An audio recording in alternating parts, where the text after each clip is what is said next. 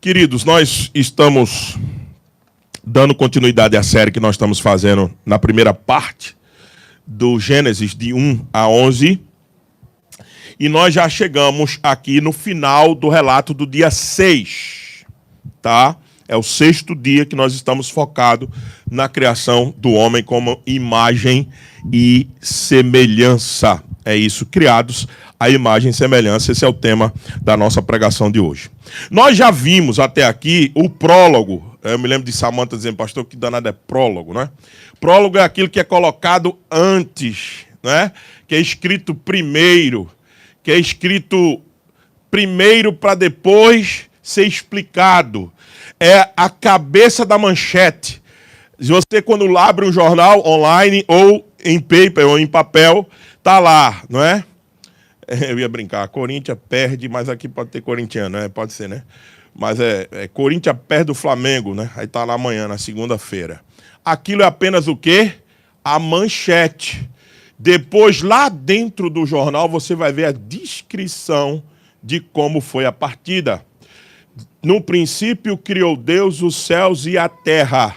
É o grande lead, é a grande manchete, é o grande prólogo.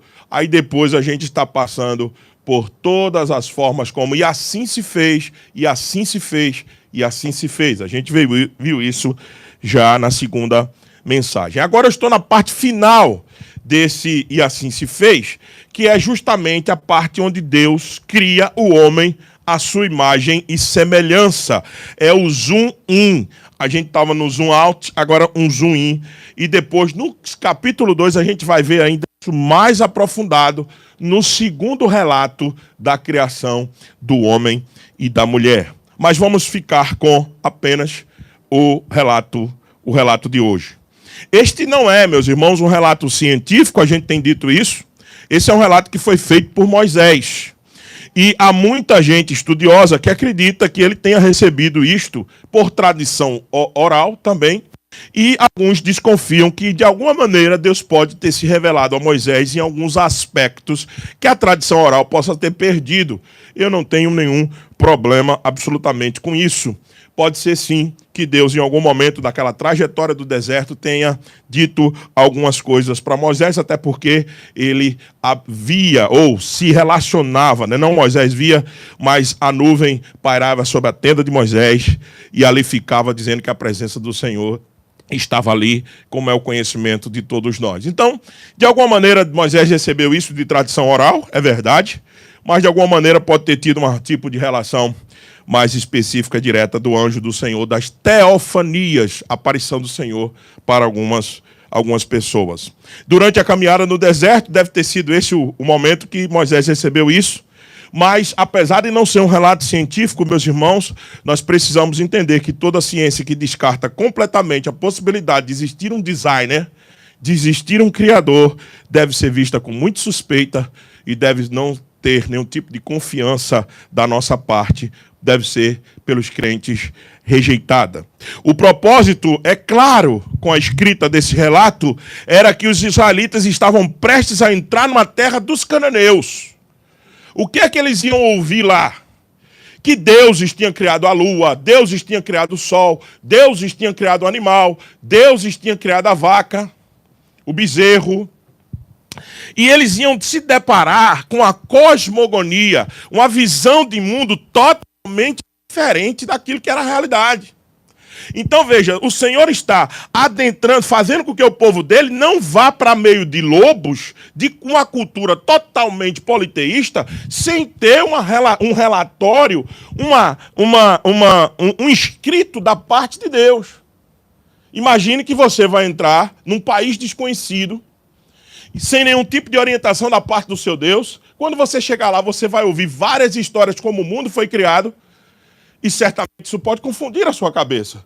O que é que Deus está fazendo aqui? Vão agora, vocês vão entrar agora, mas vão entrar com aquilo que eu estou dizendo que aconteceu, como é que vocês foram criados, como é que a terra foi criada, como é que vocês existiram, de onde vocês partiram, para que vocês estejam no meio dessa cultura tão politeísta, tão cheia de deuses, vocês entendam que eu sou o Deus criador dos céus e da terra. Esse é o propósito do Senhor, quando ele se revela a Moisés, para nos trazer esse relato. Outros povos tinham a sua maneira de pensar, mas o povo do Senhor era diferente. Eles têm a visão bíblica. Tanto é que você pode pegar a Bíblia Sagrada e ler, comparando a textos do Antigo Oriente Próximo, e você vai ver a discrepância, a distância do relato bíblico com esses outros relatos. Eu já tive a oportunidade, você pode dar um Google aí, não agora, obviamente, mas quando chegar em casa, você pode procurar registro de cosmogonia antiga do Antigo Oriente Próximo, você vai ver a diferença absoluta do relato de Gênesis. Gênesis é muito mais organizado, muito mais claro, muito mais preciso do que esses outros escritos que circundam até hoje, oriundos do mundo antigo. Então vamos nos aproximar do texto. No relato da criação, encontramos agora o ápice da obra de Deus. Veja, Deus vem nos primeiros dias criando o quê? Os 3 primeiros dias ele criou os espaços, céu, terra e mar. Nos 3 últimos dias ele vem enchendo todos esses espaços, preenchendo. E por fim, como coroa da sua criação, como ápice da sua criação, agora ele faz o homem e a mulher conforme a sua imagem e semelhança. Esta passagem revela não apenas a dignidade e o valor do homem, mas também o propósito da humanidade. Veja, por que Deus nos criou por último? Não apenas para mostrar o nosso valor como aquele clímax, como aquele ápice do relato da criação, mas para mostrar propósito divino em nós. Qual é esse propósito? Dominar e sujeitar todas as coisas que ele tinha criado anteriormente. Entenda, o seu propósito, meu irmão, não é a sua carreira profissional. O seu propósito, meu irmão, não é dar conforto absoluto à sua família. O seu propósito, meu irmão e minha irmã, não é passar por essa vida apenas para desfrutar de viagens gostosas e maravilhosas e pratos que existem da nossa culinária mundial. Todas essas coisas feitas com a devida prudência têm o seu lugar. Mas o nosso propósito final, o nosso propósito específico é dominar a criação. É sujeitá-la.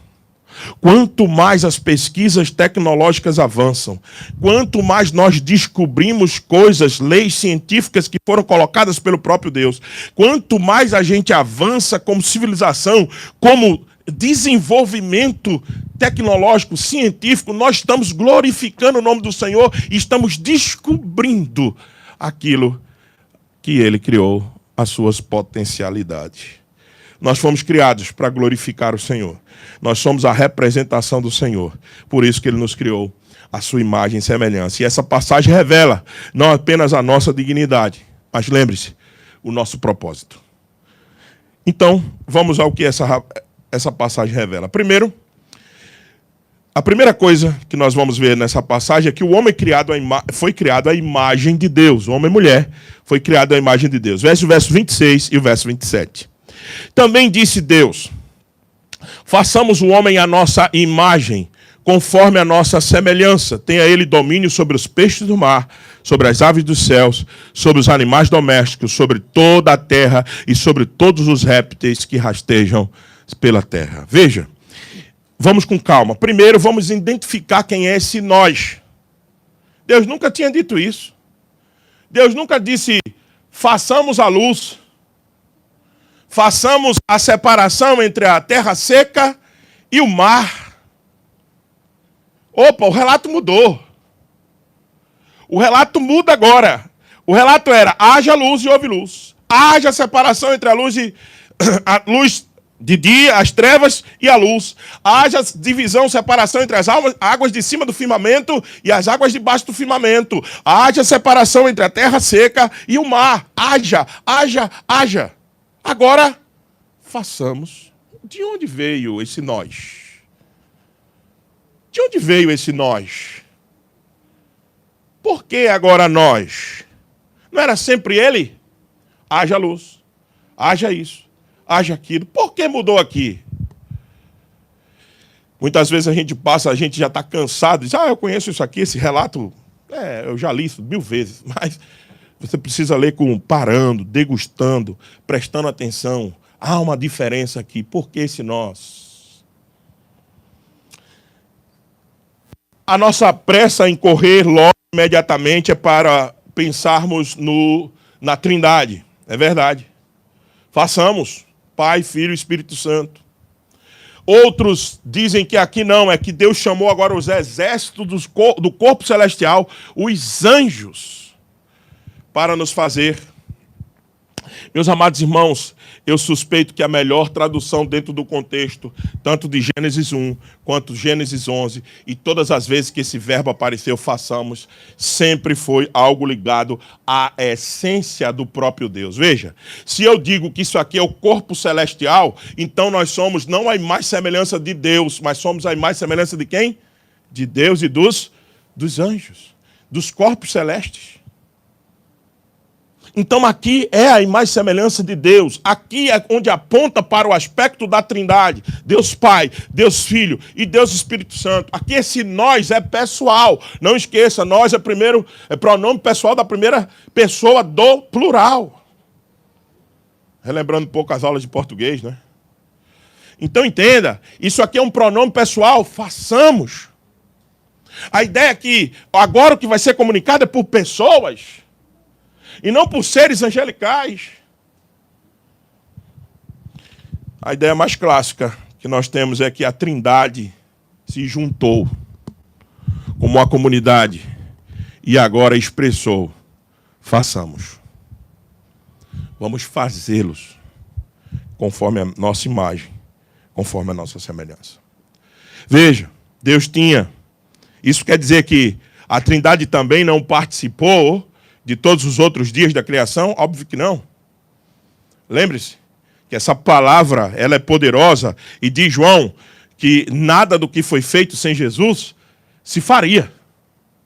Sem o Logos divino, sem o verbo, sem a palavra, não seria feito. Então é óbvio que os outros dias também foram criados por esse Deus triuno, Deus Pai, Filho e Espírito Santo. Mas aqui especificamente, agora para trazer a existência de pessoas, não de animais, não de aves, não de seres viventes no ambiente aquático, no ambiente terrestre. Agora não. Agora são pessoas, são gente, são personalidades que vai ser trazida à existência e precisa partir de um Criador que é pessoal. Façamos o homem a nossa imagem, conforme a nossa semelhança. Segundo aspecto desse primeiro ponto, que o homem foi criado à imagem de Deus, ele foi criado à imagem da Trindade. Segundo, ele foi criado à imagem de Deus. E o que significa essa imagem?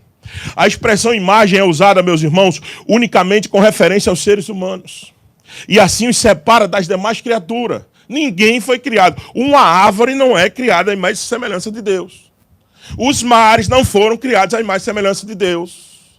Os pets, apesar de muitos endeusá-los, não foram criados à imagem e semelhança de Deus. Os pássaros não foram criados à imagem e semelhança de Deus. Os únicos que fomos nós, seres humanos. Isso nos dá uma prerrogativa de sermos a dignidade de Deus na criação, mas não dá também a condição de tratarmos as outras coisas como nós queremos, é verdade. Temos que ter respeito e cuidado com elas. Mas não dá para trocar a posição do homem com nada criado. Não dá para trocar a posição do homem com a árvore. Não dá para trocar a posição do homem com pets. E muita gente tem feito isso por não observar que somente os homens, mulheres e homens, foram criados à imagem e semelhança de Deus. Nenhuma outra coisa mais. Nenhuma outra coisa. Veja, quando Deus abria a boca, dizia: enquanto as demais criaturas são criadas segundo as suas espécies, se lembra? Cresçam, se multipliquem conforme as suas espécies. Cresçam e reproduzam conforme as suas espécies. É isso que vem dito no relato. Agora aqui não. A humanidade é feita à imagem e semelhança de Deus e se estabelece um papel para nós extraordinário. A imagem só está apenas na pessoa? Não. Está também no físico. Nós carregamos a imagem no físico. Tanto é que existe uma representação fiel e adequada da nossa forma física. Deus é espírito, é verdade, mas na forma física a gente reflete também o nosso Criador. Abra sua Bíblia em Salmo 94, verso 9, para que você veja como é que está o texto bíblico. Salmo 94, verso 9. Diz assim a palavra do Senhor: o que fez o ouvido, acaso não ouvirá? Deus é espírito, mas Deus ouve. O nosso ouvido na nossa face representa que Deus nos ouve. Ou seja, a parte física aponta também para a imagem do Criador. Outra coisa mais, que está no texto. E os formou os olhos. Quem formou os olhos, porventura não enxergará? Observe. Tanto os nossos olhos, nossos ouvidos, a nossa parte física carrega a imagem e semelhança de Deus, porque Deus nos vê, Deus nos ouve. Então, cuidado com essa coisa de ficar com a imagem só na parte pessoal.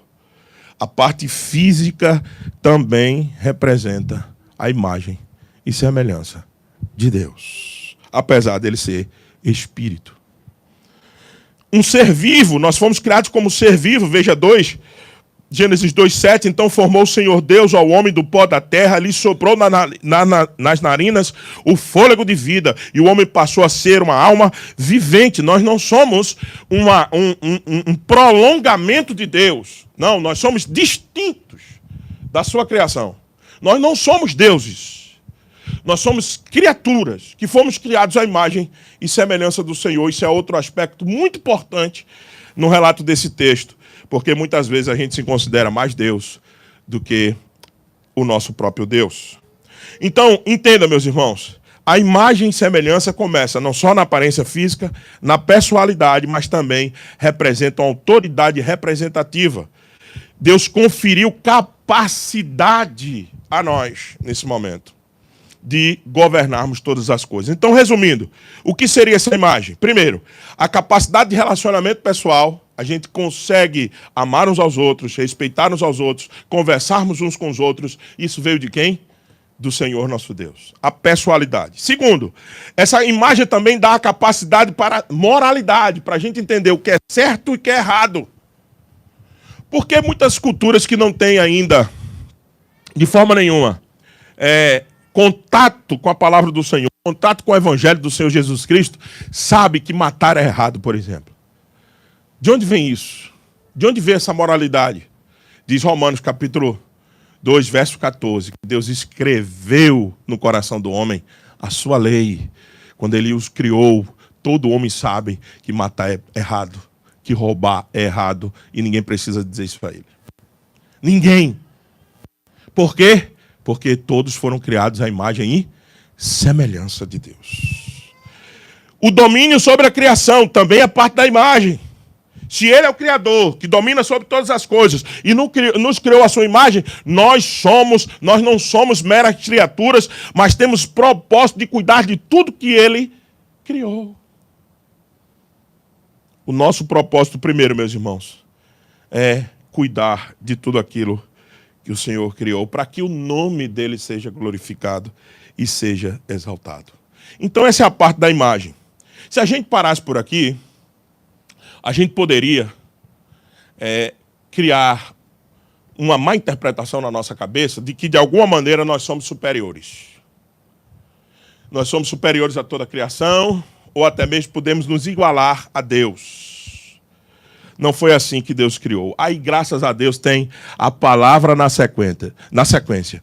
Conforme a sua imagem e semelhança. Não igualdade. Se o relato dissesse conforme a sua imagem e igualdade, nós seríamos deuses. Semelhança é aquilo que parece, mas não é. Que representa, mas não é. Que demonstra, mas não é.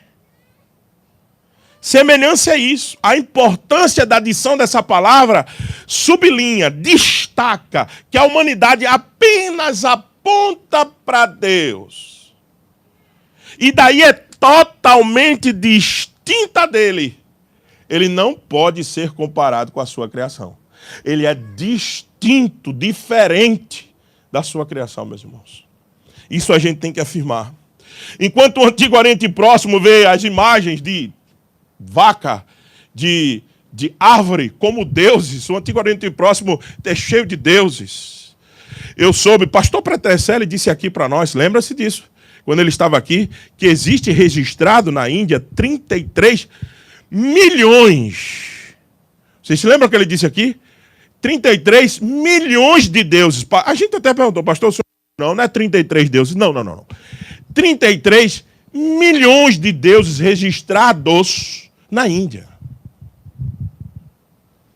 Isso é por falta da palavra semelhança. Nós não somos deuses. Somos criados por Deus, apesar de querer ser, muitas vezes nós mesmos, o Deus da nossa vida.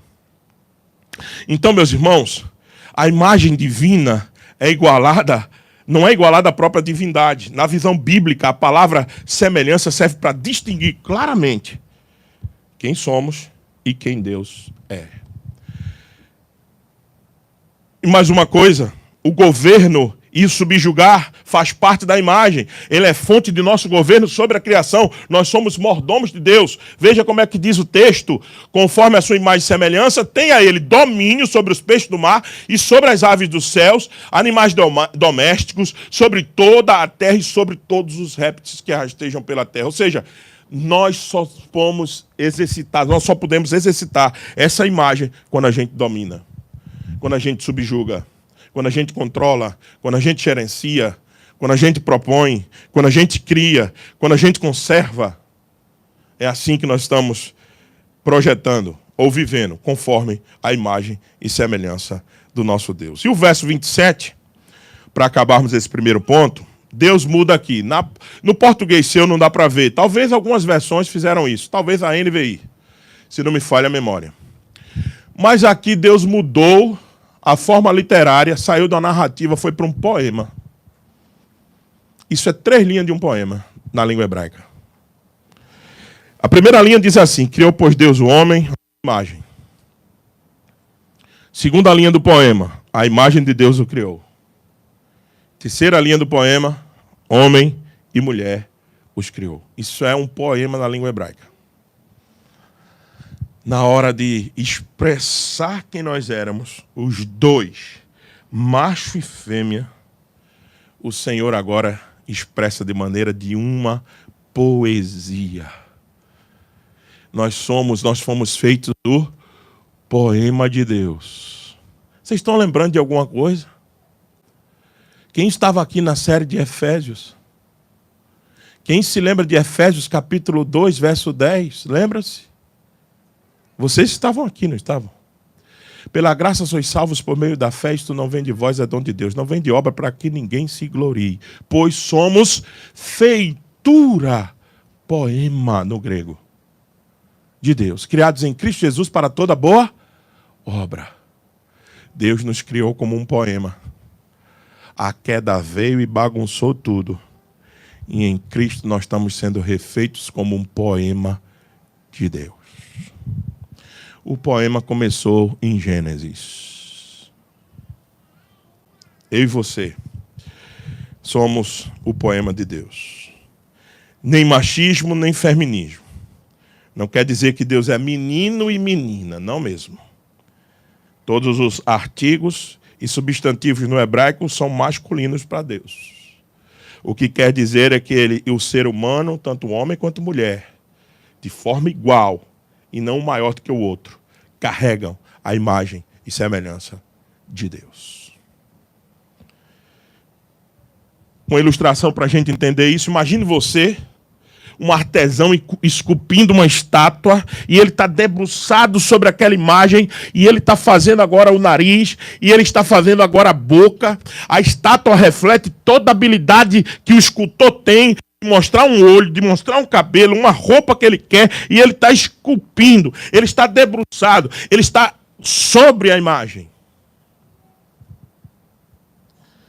E quando ele acaba, ele respira e olha para a imagem e diz assim: parece comigo, parece com o que eu quis. Então, meus irmãos, da mesma forma sobre nós, esculpidos por Deus, lapidados por Deus, com a sua glória, com o seu caráter sendo colocado em nós, ainda que não somos deuses, apenas refletimos a imagem dele. Reconhecer que somos criados à imagem de Deus deve transformar a maneira como nós vivemos. Aqui vai uma aplicação. Transformar a maneira de como nós enxergamos a gente e o mundo. Devemos refletir Deus na nossa maneira de viver, vivendo em santidade, em amor, em justiça. Recentemente nós tivemos uma grande oportunidade em ver quanto Deus cuida e é poderoso para cuidar de todas as coisas. Há muita gente que eu e você olhamos diretamente para o celular e ficamos torcendo para que o furacão de alguma maneira mudasse. Vai para baixo, vai para cima, acaba no mar. Eu orei para que ele se destruísse no mar. Eu e você torcemos para o vento mudar, para sair da nossa rota. Mas Deus não, Deus controla. Deus não torce. E é por isso que a gente teve uma grande oportunidade de vivermos como a imagem e semelhança do Senhor nesse mundo, na passagem de mais um efeito desse. Nós tivemos a oportunidade de se preocupar com aqueles que foram mais atingidos do que nós. Nós tivemos a oportunidade de ofertar não somente os nossos recursos físicos e materiais, mas o nosso amor por aqueles que estavam perdendo suas coisas. Nós tivemos a oportunidade de orar por aqueles que tinham perdido coisas ou por aqueles que a gente não conseguia socorrer, porque depois que chegou a tempestade, nós só esperávamos ela passar. Não dava para fazer nada. Quem estava no lugar tinha que ficar. Não dava mais para sair. E naquele momento, nós tínhamos a oportunidade de orar e pedir ao Senhor, o Senhor que controla tudo, tenha misericórdia. Nós vivemos uma grande chance de vivermos como imagem e semelhança do Senhor nas catástrofes, naquilo que nos assola. E muitas vezes nós egoisticamente pensamos em nós e somente em nós. Que cada um cuide de sua família. Que cada um faça o que bem entender, que eu não sou pai de ninguém. Eu não sou babá de ninguém. Essa não é a postura de alguém que é a imagem e semelhança de Deus e que está vendo uma catástrofe que pode atingir vidas e simplesmente lavar a mão. Isso não é uma atitude de quem é a imagem e semelhança do Senhor. A imagem e semelhança do Senhor se preocupa com as coisas que vão ser atingidas, as catástrofes, as pessoas, as vidas. E a gente teve grande chance de viver isso.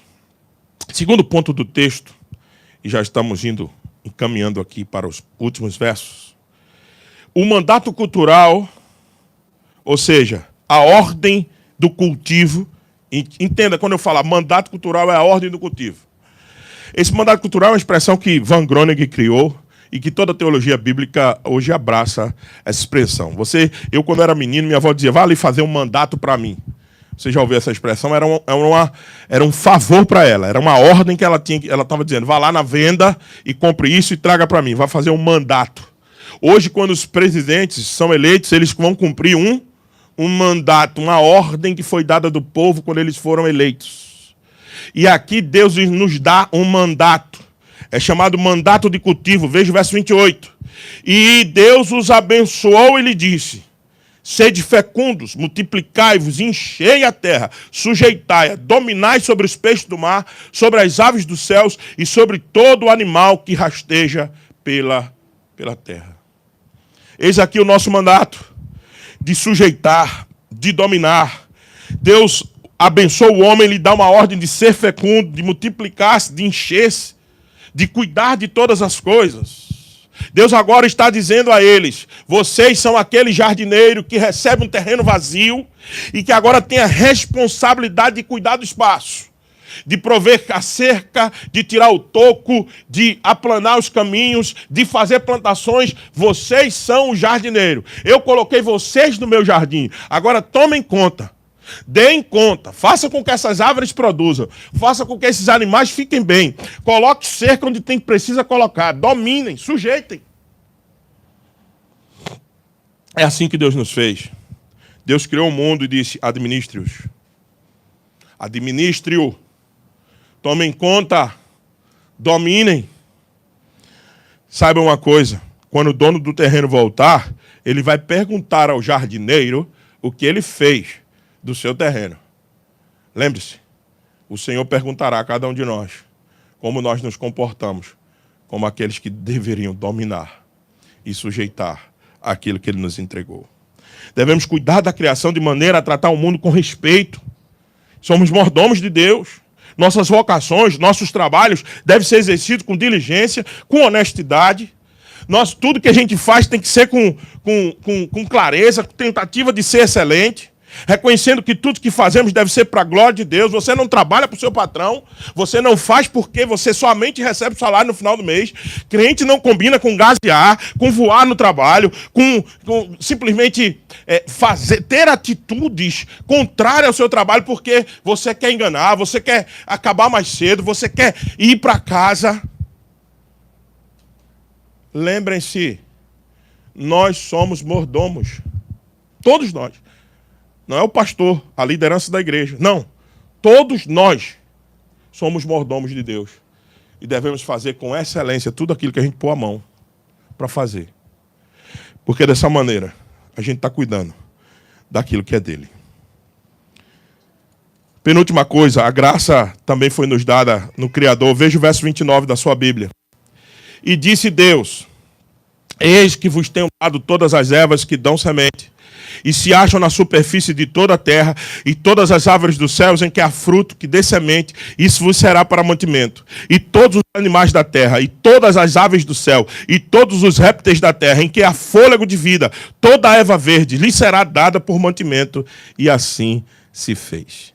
Observe uma coisa aqui muito importante. Deus não simplesmente chegou e disse, tome conta. Tá, mas como é que eu vou comer? Como é que eu vou viver? Deus disse, não, eu já preparei tudo que está ao seu redor para o seu mantimento, para o seu sustento, para você desenvolver uma cabana para você. Tudo está à sua volta. É tudo para você explorar. Veja, Deus não produziu uma casa e colocou o homem, mas deixou as estacas, as madeiras, para que ele fizesse. Deus deixou todo o mantimento, como a vegetação, e aí a gente discute vegetarianismo depois, mas sim, aqui parece ficar claro o texto, que nós só comíamos a da vegetação, e os animais também, sobre relva verde. Depois da queda, aí é outro evento. E não queremos defender vegetarianismo nenhum, até porque eu gosto muito de churrasco. Mas eu estou apenas dizendo e constatando que isso está no texto. Aí depois da queda é outra conversa. Mas eles tinham tudo para se alimentar, eles tinham tudo para fazer, eles tinham como fazer suas casas, explorar água, eles tinham águas sem contaminação, que eles podiam beber dos rios.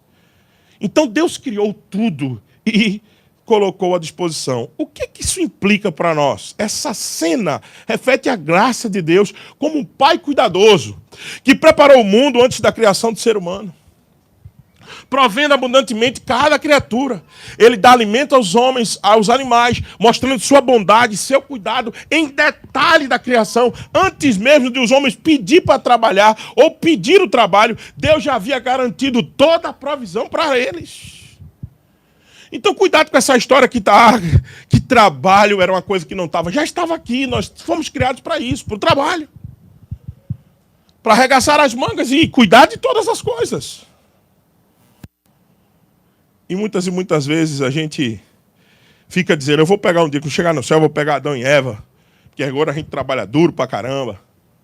Sim, o pecado piorou a condição, é verdade. Muito, piorou demais. Mas só que nós já temos trabalhos para fazer antes da queda, de cuidar, de governar todas as coisas. Aplicação desse ponto. Da mesma forma que Deus proveu a Adão, para Eva, e para todos os seres vivos no início, Ele continua sendo o provedor das nossas vidas. Esses versos nos lembram que tudo que temos, meus irmãos, desde os alimentos da nossa mesa até os recursos que usamos diariamente, é um presente da graça de Deus. E deu aos homens tudo o que eles precisavam, diz o verso 29. Devemos ser gratos e confiantes, sabendo que Ele cuida de todas as nossas necessidades físicas, assim como cuida de toda a criação, assim como Ele supriu tudo para Adão e Eva, Ele supre tudo para nós. Muitos irmãos perderam suas casas, seus bens, mas é bonito quando a gente escuta alguém, como eu escutei esses dias, dizer para mim: pastor, se o Senhor permitiu que todas essas coisas me acontecessem, é porque além de querer me ensinar grandes lições, Ele certamente suprirá o que eu preciso. É assim que a gente vive. No meio de catástrofe que nós enfrentamos, no meio de situações tenebrosas que nós passamos, o Senhor que proveu todos os recursos, será que não é possível que Ele providenciará de novo o que nós precisamos? Então por que tamanho desespero? Por que tamanha angústia? Por que tamanho medo? Ei, os mundos, os governadores, os governantes deste mundo podem ficar atônitos com a chegada talvez do terceiro, do quarto furacão, que peça a Deus que não aconteça. Mas o Senhor não. Ele continua sentado no seu alto e sublime trono. E nesse momento, os santos anjos celestes cantam: Santo, Santo, Santo é o Deus dos exércitos. Esse é o nosso Deus, que está entronizado e que não torce para vento mudar. Ele governa. Ele sabe o que está fazendo. Última coisa, verso 31. Viu Deus que tudo quanto fizera, e eis que era muito bom. Houve tarde e manhã, o sexto dia. Esse é o resumo, a avaliação final. Muito bom. Esta é uma avaliação divina da criação total anterior à queda. Veja, nenhum dia tinha o artigo o. Houve manhã, vírgula, e quinto dia. Houve tarde e manhã, terceiro dia. Nenhum artigo estava lá. Somente no sexto apareceu o artigo o sexto dia. O que isso quer dizer? Quer dizer que esse dia sexto e o dia sétimo são dias especiais na criação. Primeiro por causa do homem e depois por causa do descanso que a gente vai ver na próxima aula. Então, Deus analisou e fez uma análise e viu Deus que era muito bom. Ele se alegrou com o que ele tinha feito. Ele atestou, ele avaliou, ele disse: é muito bom. E a partir do momento que Deus faz isso, ninguém, nenhum homem, nada mais pode dizer que é ruim, que é péssimo, que não foi uma boa ideia. De jeito nenhum. Continua sendo muito bom, porque foi Ele que criou. Apesar da queda, Ele restaurará todas as coisas, trazendo tudo à normalidade em Cristo Jesus. Como diz Colossenses 1, que nele, todas as coisas foram refeitas. Algumas aplicações para encerrarmos, meus irmãos. Primeiro, não esqueça que carregamos a imagem de Deus onde estamos. O pecado deteriorou, mas ainda representamos Deus. Mas é somente em Cristo Jesus. E por isso que precisamos de um processo de se aproximar dele, viver no Evangelho. Somente em Cristo Jesus que essa imagem de novo vai ficando viva. Somente em Cristo Jesus que essa imagem de novo vai ficando reacendida. Aquele borrão que existe por aí em muitos homens. Aquela coisa sombria e não muito clara do que alguns seres humanos são, quando eles estão muito distanciados do Senhor. Quando a gente começa a observar muitas vidas que estão tão longe de Deus, tão distante, a gente vê somente a sombra, o borrão. Aqueles que foram recriados em Cristo Jesus, cada vez que se aproximam do Senhor, deve transparecer, deve parecer mais com Ele. A imagem tem que estar reavivada ou vivificada em nós, que nos encontramos com Cristo Jesus. Por isso que é por causa de Cristo que agora a gente pode falar sobre recriação, restauração da imagem, se aproximar mais dele, se parecer mais com ele. Então busquemos esse Senhor. Busquemos cada vez mais estar mais próximo da vida que esse evangelho tem para nos dar. Porque nós fomos criados com esse propósito de representar o Senhor nessa terra. E quanto mais em Cristo nós estamos, mais vivo isso fica. Quanto mais abatidos e colocados na nossa posição de buscar um processo de santificação, mais clara essa imagem fica. Por causa da nossa recriação em Cristo, é que precisamos anunciar ao mundo que em Cristo existe conserto. A melhor maneira de restaurar esse mundo é pregando o evangelho do Senhor Jesus Cristo, fazendo outras pessoas serem alcançadas por este evangelho, tornando-as discípulos de Cristo Jesus. Entenda. Você quer contribuir com a mudança do mundo? Não é pegando uma placa e indo para o sinal e protestando contra a camada de ozônio ou contra os gases que têm acabado com a camada de ozônio. Você vai lá e você vai protestar. Parem com CO2. Acabem com isso. Abaixo a carros de combustível poluente. Viva os carros elétricos. Como que a eletricidade também não fosse afetar alguma coisa da natureza. Você vai pegar essas placas, vai fazer esses gritos todos. Só que quem vai estar vendo a sua placa é um homem que está distanciado de Deus e rebelado contra o Senhor. Como é que eles podem atender a sua mensagem? Você está querendo curá-los de fora para dentro. Só há salvação para este mundo e para qualquer causa ecológica, mundial, social, econômica, se os homens mudarem a imagem e semelhança de Cristo, para que eles voltem a ser a imagem e semelhança de Deus. Quer mudar o mundo? Pregue o evangelho. Quer mudar as pessoas e a situação da sua cidade? Abra a sua boca, testemunho de Cristo, fale para elas. Não seja, nós temos dito aqui, nós não queremos ser uma igreja para dentro, nós queremos ser para fora. Nesse exato momento, as pessoas estão sensíveis com tudo que aconteceu. Eu disse na live da gente domingo, é a hora de nós pregarmos o evangelho. Você quer mudar o mundo? Eu gosto daquelas propagandas, né? Você quer mudar o mundo, mas não forra a sua cama de manhã. É verdade. Mas além de não forrar a sua cama, você precisava abrir sua boca. Você quer mudar o mundo, mas não fala de Cristo que muda. Você quer mudar o mundo, mas não testemunha do evangelho. Você quer mudar o mundo, mas você não vence aquele pequeno órgão que está dentro da sua boca que faz fofoca pra caramba, chamado língua. Você não vence nem ele. Você abre a sua boca para desconstruir todo aquilo que Deus tem feito e você acha que quer mudar o mundo. Meus irmãos, nós precisamos entender. Ou a gente vive um cristianismo vivo, bíblico e sério, ou nós estamos fazendo de conta e nós estamos perdendo nosso tempo aqui no domingo, meu irmão. Nós temos que ir para lá. Para a rua agora. O povo está sem saber. A melhor pergunta que eu respondi essa semana na caixinha de pergunta foi: Deus está nessa parada? Eu disse: está. Era isso que eu queria ouvir. Está mesmo.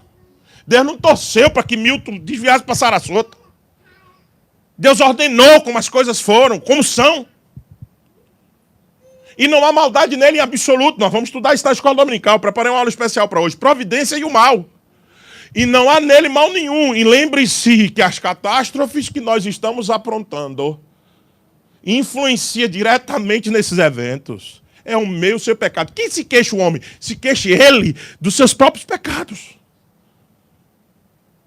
Ou nós entendemos isso, ou a gente não muda a postura do dia a dia. A gente vai trabalhar de qualquer jeito. E nós precisamos ser igreja para fora. Proclamar o evangelho lá fora. Ouvir o evangelho aqui todo domingo para levá-lo para lá para fora. Porque onde é que está a imagem e semelhança de Deus para cuidar de todas as coisas? Agora não vale? Só quando é ao seu bel prazer? Não, é nos momentos bons, nos momentos difíceis, que a gente tem que ser imagem e semelhança do Senhor. É agora. É agora. É nesse momento. Cadê a igreja? A igreja tem que se levantar e ver com quem é que está necessitado, dizer, nós estamos aqui. Vocês precisam de quê? Nós estamos aqui para dar. Agora, nós não queremos só dar apenas o teu sofá que perdeu, a geladeira que foi embora, ou o drywall. Sabe o que a gente tem para ofertar para a tua vida? Aquilo que é eterno, o Senhor Jesus Cristo.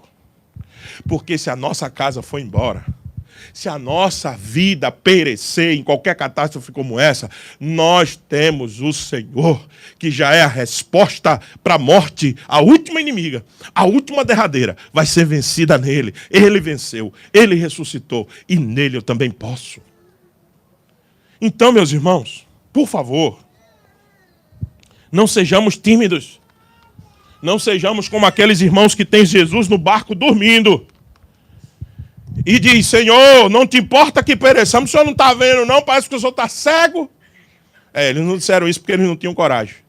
Mas esse era o sentimento deles, no coração deles. O Senhor ficar dormindo aí, está vendo uma tempestade aqui, vai virar esse barco, o Senhor aí deitado, rapaz. Eles não tinham coragem de dizer isso, mas o que eles pensavam? É o que a gente pensa. É o que a gente pensa.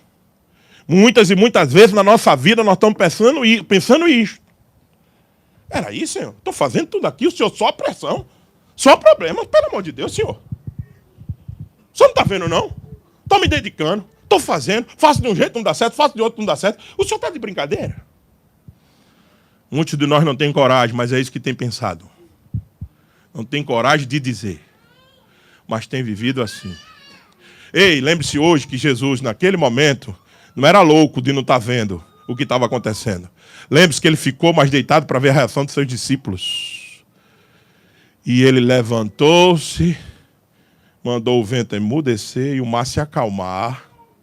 E depois virou para eles, por que vocês são tão tímidos? Por que vocês têm tanto medo? Homens de pequena fé, essa é aquilo que Jesus disse para aqueles que estavam no barco. Por que vocês são tão assim, hein? Aí eles revelam o coração. Talvez seja isso que a gente tem que dizer nessa manhã.